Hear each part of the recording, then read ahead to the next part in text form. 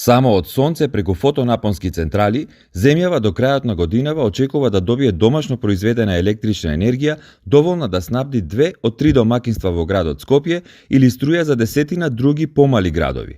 Тоа би било двојно повеќе од вкупно инсталираниот капацитет од обновливи извори лани од 152,2 мегавати. Регулаторната комисија за енергетика веќе постапува да издаде лиценци за производство на струја на околу 70 компании само од почетокот на оваа година. Тоа апсолутно покажува дека продолжува огромниот интерес за инвестиции во соларна енергија, откако лани заврши како рекордна година со инвестирани 60 милиони евра. Радува фактот што сите тие се приватни инвестиции и најголем дел од овие фотоволтаици се поставуваат на крововите на компаниите со единствена цел да си ги намалат своите трошоци за електрична енергија.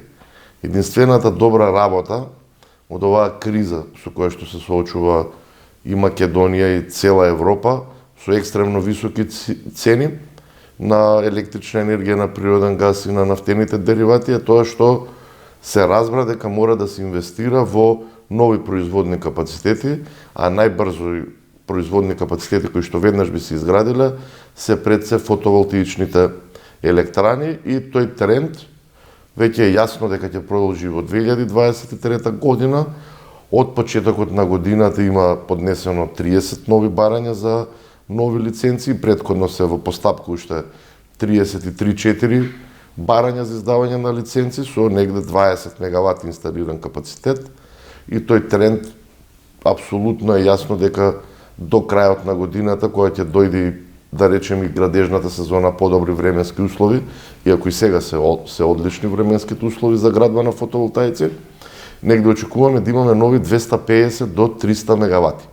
Дека земјава ќе мора да го зголемува производството на енергија од обновливи извори ја обврзува и зелениот договор на ЕУ, кој предвидува до 2030 година да се исклучат сите термоелектрани што произведуваат струја од јаглен.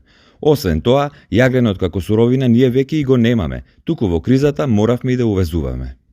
Бидејќи резервите со јаглени се при крај, ние во изминати веќе 30 на години од кои се направени термоелектраните во Битола и во Осломе, си имавме енергетска независност поради тоа што имавме наш домашен јаглен, но резервите на јаглен, како што кажав, привршуваат и ќе доаѓа денот кога ќе треба тој производни капацитети да се заменуваат со други извори на енергија. Пред се треба да обезбедиме базна енергија, значи јагленот ќе треба да се замени со гасот за да обезбедиме базна енергија, но гасот 100% го увезуваме. Имаме големи хидроелектрани, се најавува уште една голема хидроелектрана.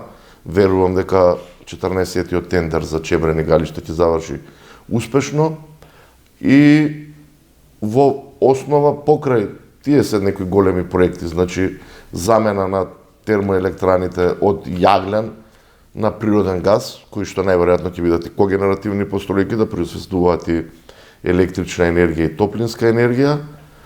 Најголемиот дел од инвестициите ќе биде во фотоволтаични електрани.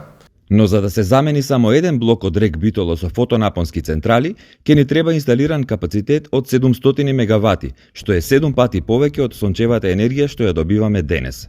Меѓутоа, еден од главните предизвици кога е во прашање соларната енергија е тоа што ја имаме само додека има сонце, а не и во вечерните часови, така што поголемата понуда на енергија во сончевите периоди од денот неминовно ќе влијае на цените и може да ги помати сметките на инвеститорите.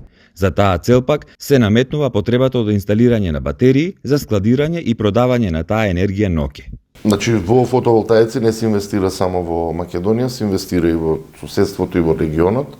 И веќе тоа се одразува на цените на берзите, ова нови производни капацитети од фотоволтаици, значи во текот на пролетните месеци, летните месеци, кога има значително производство од фотоволтаици, кога има и сонце, кога беше вообичаено електричната енергија да е најскапа, сега од ова лето имаме нов тренд, електричната енергија во тој период е најевтина.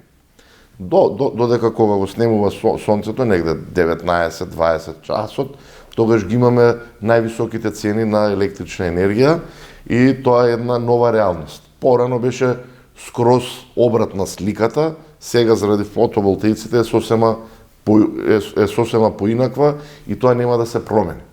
И тоа во наредниот период ќе влијае на намалување на цените на електрична енергија, поради тоа што реално ќе има голема понуда, побарувачката е горе-долу иста, не се изградија некои нови индустријски капацитети во регионот и новите индустријски капацитети кои што се градат веќе се далеку енергетски поефикасни, имаат своја намалена потрошувачка на електрична енергија, многу се внимава насекаде на намалувањето на потрошувачка и на електрична енергија и на природен газ.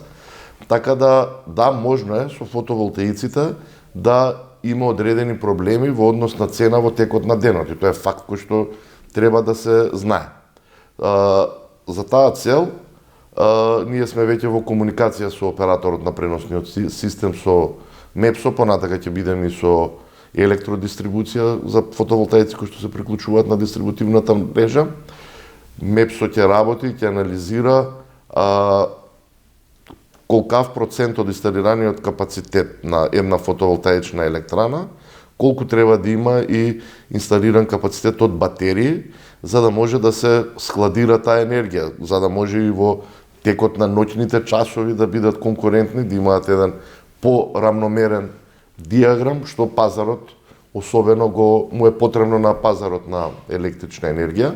Бислимовски вели дека годинава се очекува стабилизирање на цените на струјата, па дури и намалување во текот на летото, што е добра вест за граѓаните и компаниите, а отрезнувачка за инвеститорите, што очекуваа брзи пари од инвестициите во фотоволтаици.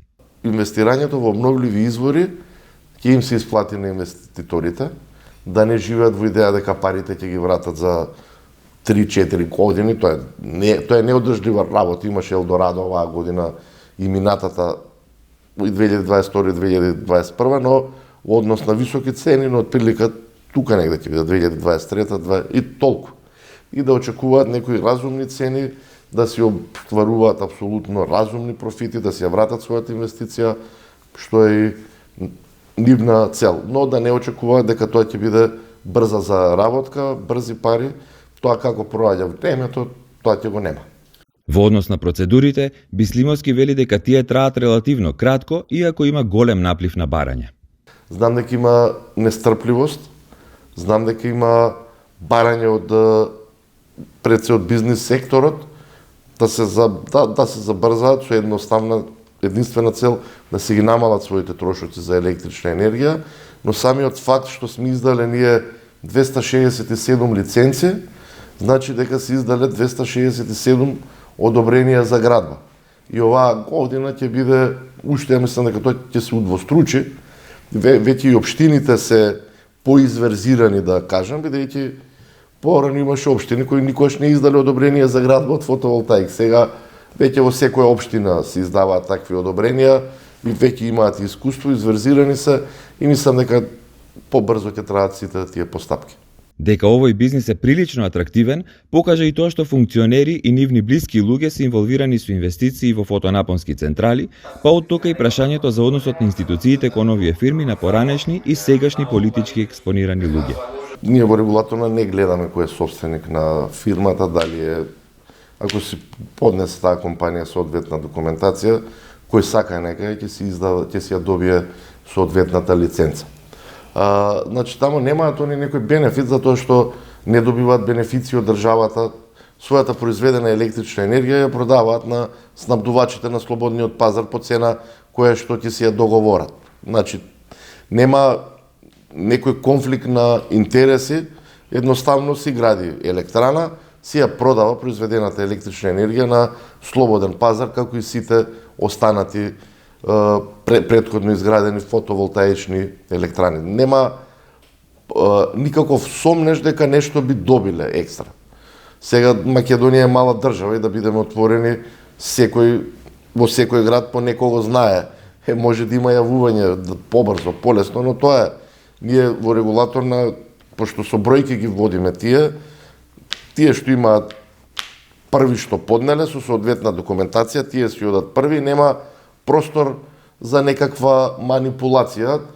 Да, и на мене се ува да се забрза, еве јавно им кажувам, нема да се забрза, ќе си оди по ред, затоа што ако се измести редот, многу тешко понатака се враќаме во нормала, а покажавме дека можеме да изменаџираме 267 лиценци, оваа година сигурно ќе бидат преку 500 и тоа ќе го изменаџираме чекор по чекор.